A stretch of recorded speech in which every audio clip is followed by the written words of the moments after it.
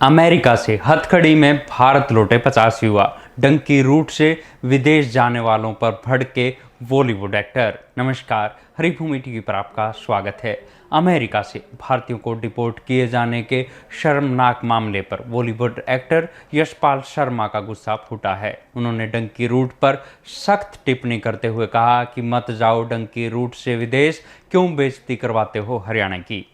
50 भारतीयों को हथकड़ी से बांधकर भारत भेजने पर एक्टर ने अमेरिका की निंदा की। अमेरिका के इस कदम को शर्मनाक बताया। एक्टर ने कहा कि टैरिफ की अंतर्राष्ट्रीय राजनीति के बीच अमेरिका का ये कदम देश के मुंह पर तमाचा मारने जैसा है। डिपोर्ट हुए इन लोगों में हरियाणा के करनाल, कैथल, जींद और अंबाला समेत कई जिलों के युवा शामिल हैं। यशपाल शर्मा ने युवाओं के लालच पर प्रहार करते हुए कहा, हमें शर्म आनी चाहिए कि थोड़े से पैसों के लालच में हम डॉलर कमाने की सोचते हैं, बेइज्जती करवाकर वापस आ जाते हैं और इसी तरह बेइज्जती होती रहती है। उन्हें साफ कहा कि विदेश जाना है तो वीज़ा बनवाकर और अच्छी पढ़ाई करके जाओ। ये गलत रास्ता अपनाना देश का अपमान है। यशपाल शर्मा को सबसे ज़्यादा तकलीफ ये है कि डंकी रूट से डिपोर्ट होने वाले युवाओं में पूरे देश में हरियाणा की संख्या सबसे ज़्यादा है। हाथों में बेड़ियां और चारों तरफ से हो रही बदनामी हरियाणा शर्मसार है। उन्होंने बताया कि एक युवक 48 लाख रुपए खर्च करके अमेरिका पहुंचा और फिर डिपोर्ट होने के दौरान 6 लाख रुपए और देने पड़े, यानी लाखों की कमाई बर्बाद। एजेंटों ने पैसा लिया और वहीं से पुलिस को पकड़वा दिया। सवाल ये है कि ऐसे युवाओं को क्या मिला? माँ बाप की सारी कमाई लुटा दी और इज्जत भी गंवा दी। करोड़पति बनने का ये भूत युवाओं की जमीन गिरवी रखने और खुद को बेचने पर मजबूर कर रहा है। यशपाल शर्मा ने नंबर 1 हरियाणा के दावों पर सवाल भी उठाया।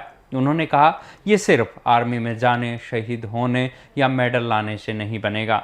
जहां 50 लोगों को अमेरिका लात मारकर भगाता है और हम शर्मिंदगी झेलते हैं, वहां कैसा नंबर 1 का ढोंग?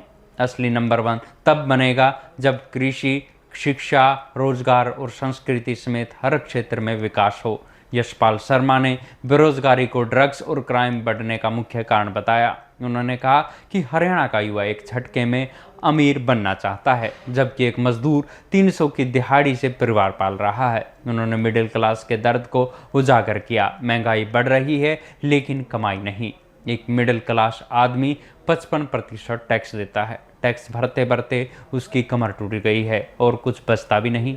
उनकी युवाओं से अपील है कि 50 से 70 लाख रुपए डंकी रूट पर लुटाने से अच्छा है देश में स्टार्टअप करो। उन्होंने हिसार के रामचाट भंडार का उदाहरण दिया, जिसने एक छोटी सी रेहड़ी से करोड़ों का कारोबार खड़ा किया।